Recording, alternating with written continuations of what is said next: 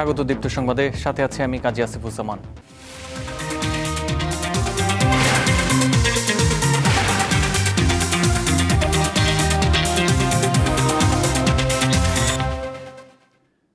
দেশের প্রতিটি মানুষের কথা চিন্তা করে প্রস্তাবিত বাজেট দেওয়া হয়েছে বলে জানিয়েছেন অর্থমন্ত্রী আমির খসরু মাহমুদ চৌধুরী।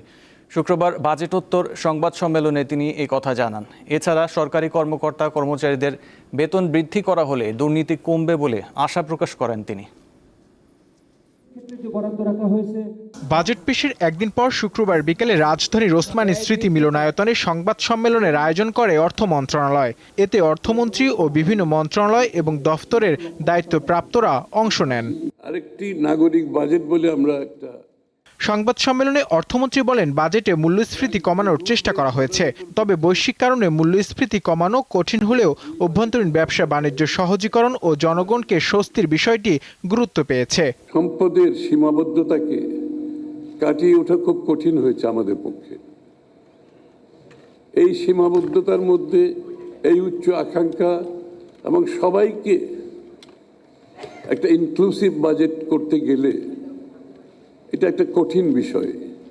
বাংলাদেশের এমন কোনো ব্যক্তিরাই যে এই বাজেটের আওতায় আসবে না, কেউ বেশি আসবে, কেউ কম আসবে, সম্ভাবনার পরিপ্রেক্ষিতে বেশি কম হবে, কিন্তু আমরা তো অ্যাড্রেস করছি প্রত্যেকটা মানুষের নিডের জন্য।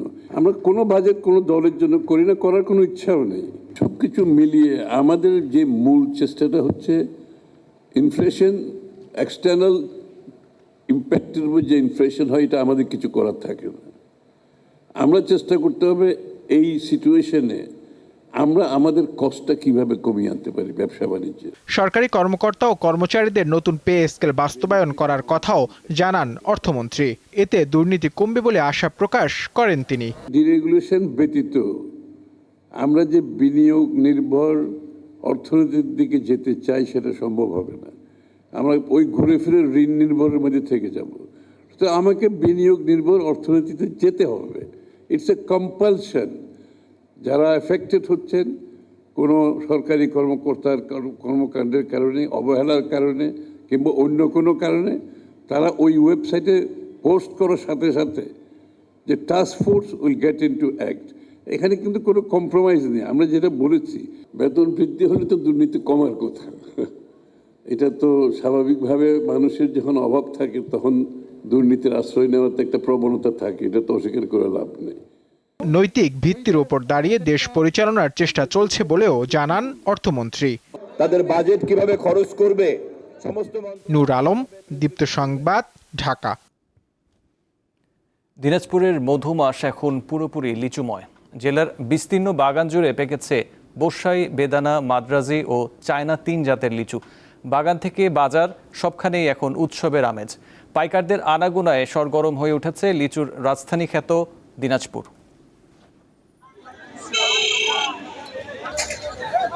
সকাল থেকেই দিনাজপুরের বিভিন্ন অঞ্চল থেকে অটো বা ভ্যানে যোগে চাষিরা বা বাগানিরা তাদের উৎপাদিত লিচু দিনাজপুরের এই নিউ মার্কেট লিচুর বাজারে বিক্রি করতে আসেন।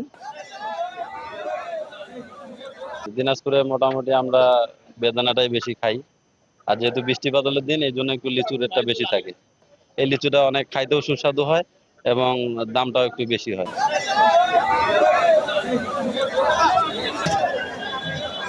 সকাল থেকে পিকআপে বা ভ্যানে করেও কিন্তু এই মার্কেটে লিচু আনা হয়ে থাকে। এখান থেকেই চাষিরা বিভিন্ন দরে পাইকারি কিন্তু এই লিচু বিক্রি করে থাকেন।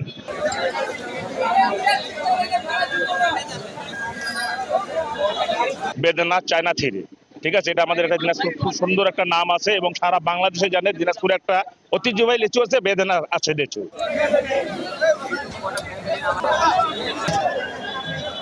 বেশি আলোচিত লিচু বেদানা লিচু, সেটি কিন্তু একেবারেই শুধুমাত্র দিনাজপুর জেলায় এই লিচুটি উৎপাদন হয়ে থাকে। এই লিচুটির বিচি অনেকটি ছোট হয় এবং এই লিচুর মাংস অনেক বেশি রসালো টসটসে থাকার কারণেই এই লিচুটির চাহিদা বেশি। এছাড়াও দিনাজপুরের বোম্বাই, চায়না 3, মাদ্রাজি, কাঠালি, গোলাপি, হারিয়ানা সহ বিভিন্ন প্রায় 10 প্রকারের লিচু কিন্তু এই দিনাজপুরের অঞ্চলে চাষ হয়ে থাকে এবং এগুলো কিন্তু এখানে বিক্রি করে থাকেন। গতবারের নেই এবার কিন্তু বাজার খুব খারাপ, বাগানিয়াদের অবস্থা খুবই খারাপ। আমরা মনে করেন যে যেটা মূল্য নির্ধারণ করছিলাম সেই মূল্য পাচ্ছি না। এখানে আমরা দেখেছি যে দিনাজপুর থেকে রাজশাহী, চাঁপাইনবাবগঞ্জ, চট্টগ্রাম, নওগাঁ, বগুড়া, পাবনা সহ আশেপাশের যে জেলাগুলোতেও কিন্তু এই লিচু চলে যাচ্ছে। 1000 লিচু 1500 200 আমরা কুরিয়ার করে প্যাকেটিং করে পাঠাই। এটা লিচু নিচ্ছি আর কি, এখান থেকে যাবে রংপুরে। রাস্তাতে হয়তো 7 ঘন্টা লাগতে পারে। এটা চাঁপাইনবাবগঞ্জ।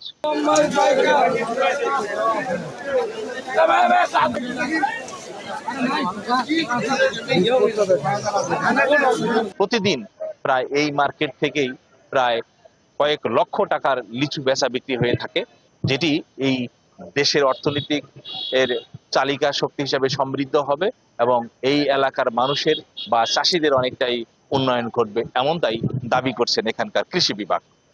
সুলতান মাহমুদ, দীপ্ত টেলিভিশন, দিনাজপুর। তীব্র গরমেও জমে উঠেছে চাঁপাইনবাবগঞ্জের আমের বাজার। অতিরিক্ত তাপমাত্রার কারণে গাছে একসাথে বিপুল পরিমাণ আম পেকে যাওয়ায় চাষিরা বাধ্য হয়ে একসাথেই বাজারে আম নিয়ে আসছেন। তবে সরবরাহ প্রচুর থাকলেও বাজারে আমের দাম গত কয়েকদিনের তুলনায় কিছুটা চড়া। এবার গত বছরের 2400 কোটি টাকার বিক্রির রেকর্ড ছাড়িয়ে যাবে বলে আশা কৃষি বিভাগের। কিন্তু আমের ওজন নিয়ে দ্বিধাদ্বন্দ্বে চাষি ও পাইকারেরা। মহাদেশের দ্বিতীয় বৃহত্তম চাঁপাইনবাবগঞ্জের সর্ববৃহৎ কানসার্ট আম বাজারে আপনি দেখতে পাচ্ছেন আমার পিছনেই এই আমের বেচা কিনা শুরু হয়েছে। ইতিমধ্যে বাজারে আম আসা শুরু হয়েছে এবং চাঁপাইনবাবগঞ্জে এবার প্রচণ্ড গরমের কারণে আম চাষিরা কিছুটা বিপাকে পড়েছেন, অর্থাৎ অতিরিক্ত তাপমাত্রা বেড়ে যাওয়া কারণে একসাথে অনেক আম পেকে গেছে। ফলে চাষিরা বাধ্য হয়ে একসাথে বাজারে আম নিয়ে আসছেন। বাজারে এই মুহূর্তে সাময়িকভাবে কিছুটা আমের দাম বৃদ্ধি হয়েছে। এখানে লকনা আমের দাম অনেক কম, এই 700 টাকা 800 টাকা মুন, আর এইভাবে হিমসাগরের দামটা একটু বেশি, 5000 টাকা মুন পর্যন্ত বিকতে আসছে বর্তমান বাজারে। আর এমনি রূপালি, ভালো রূপালি হলে 4000 3500 টাকা দাম, এরকম বাজার চলতেছে। সাধারণ মানুষের ইনকাম নাই, ওরা যে 70-80 টাকা আম খাবে ওরা খেতে পারতেছে না। আমরা প্রতিটা চালানে মাইর খেতেছি। আমি যদি আপনাকে একটু দরদামের বিষয় জানাই, বাজারে এখন বিভিন্ন জাতের আম পাওয়া যাচ্ছে। গোপালভোগ বিক্রি হচ্ছে প্রতি মন 2000 থেকে 2200 টাকায়। আর সবার প্রিয় খিরসাপাত বা হিমসাগর, চাঁপাইনবাবগঞ্জের জিআই পণ্য স্বীকৃত এই হিমসাগর আম মিলছে 1600 থেকে 5000 টাকার মধ্যে। একটু কম দামের মধ্যে গুটি আম বিক্রি হচ্ছে 600 থেকে 1200 টাকা মন দরে। কানসার্ট বাজারে ওজন নিয়ে একটা সমস্যা, যেমন আসলে মন তো 40 কেজিতে মন হয়, কিন্তু আসলে এখানকার কানসার্টের বাজারে 52, 53, 54, 55 কেজি তো মন নিচ্ছে আড়তদারেরা। এটা আসলে নিচ্ছে, সবাই দিচ্ছে, আসলে কোনো প্রশাসনের কোনো উদ্যোগ নাই, কোনো এমপি মন্ত্রীর কোনো কারোর মানে উদ্যোগ হচ্ছে না। এটা আসলে ওজনটা 40 কেজিতে লয় ঠিক, দাম যেটাই হোক না কেন ওজনটা 40 কেজিতে লয় ঠিক। আমাদের এখানে কোনো তো কমিশন নাই, আর আমটা সুত্তি যায়, আমটা পাকলে এমনি 5-6 কেজি করে কমে যায় মনে। এই কারণে আমরা আমটা বেশি নিই, জানে ব্যাপারী বাঁচে, আর ব্যাপারী যদি না বাঁচে তাহলে তো আসবে না। এর আগে কানসারটা অচল হয়ে গেছিলো এই কারণের জন্য, অন্যদিকে সব চলে গেছিলো। আর আমটা এই যে বেশি পাচ্ছে বলে আসছে ব্যাপারী। আম বিক্রেতাদের যেটা অভিযোগ যে এখানে প্রতি বছরই প্রায় 40 কেজিতে মন হলেও এই আম বাজারে আড়তদারদের 54 থেকে 56 কেজি অর্থাৎ 16 কেজি আম বেশি দিয়ে মনে দিতে হয়। এই কারণে তারা কিছুটা লোকসানের মুখে পড়েন। তবে এই থেকে পরিত্রাণ পেতে তারা সংশ্লিষ্ট কর্তৃপক্ষের সুদৃষ্টি কামনা করছেন। খাগড়াছড়ির দুর্গম পাহাড়ে চাষ হওয়া হলুদ এখন প্রক্রিয়াজাতকরণ চলছে। পাহাড়ের মাটি ও জলবায়ুর উপযোগী হওয়ায় ক্ষতিকর তামাকের পরিবর্তে হলুদ চাষ করছেন কৃষকেরা। এতে ওই এলাকার কৃষক ও ব্যবসায়ীরা ব্যস্ত সময় পার করছেন। সবুজ পাহাড়ের ঢালে কাঁচা হলুদের গাছ, বাতাসেও গন্ধ ছড়াচ্ছে হলুদ। কোথাও হলুদ সিদ্ধ করা হচ্ছে, আবার কোথাও রোদে শুকানো হচ্ছে। এসব কাজে ব্যস্ত সময় পার করছেন পাহাড়ি জনপদ খাগড়াছড়ির কৃষক ও ব্যবসায়ীরা। হলুদ লাগেছে 15 মন 3 একর জায়গা থেকে, তাহলে এখন অনুমানে 25 মন শুকনো পাবে আর কি। বিশেষ করে খাগড়াছড়ির দিঘিনালা, মাটিরাঙ্গা ও গুইমারা উপজেলায় বেশি ব্যস্ততা দেখা গেছে।